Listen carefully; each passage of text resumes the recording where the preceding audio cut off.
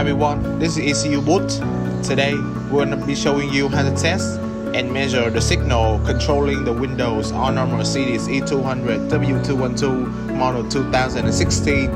It's very easy and I think everyone can do it at home. As you can see, this is our driver door window regulator motors. And this is our switch assembly, which is located right behind our car door panel. Later on this video, we're going to measure the signal from these switches and this motor to see how it works.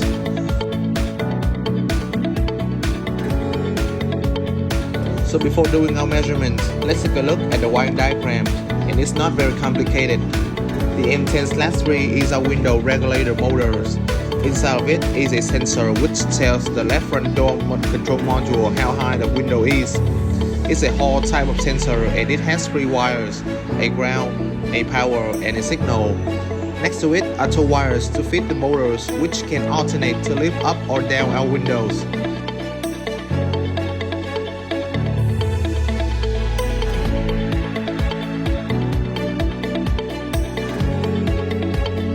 Moreover, we have our switch assembly, which only has 3 wires, a power 31, a ground and a link signal.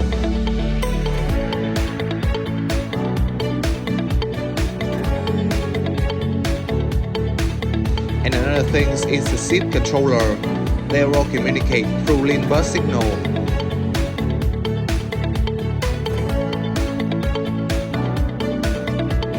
The LIN, as known as the Local Interconnect Network, is a serial network protocol used for communications between components in vehicles. It is a single-wire serial network protocol that supports communications.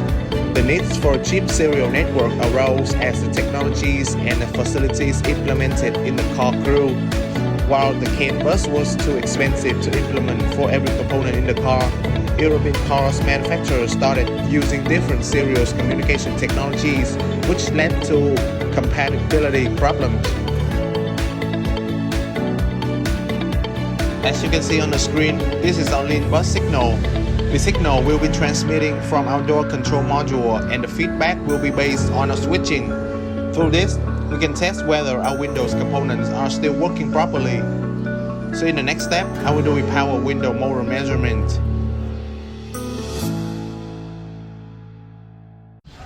As I switch on the motors, you can see there's Hall signal on our oscilloscope. As I mentioned earlier, the Hall signal is created inside the power window motors.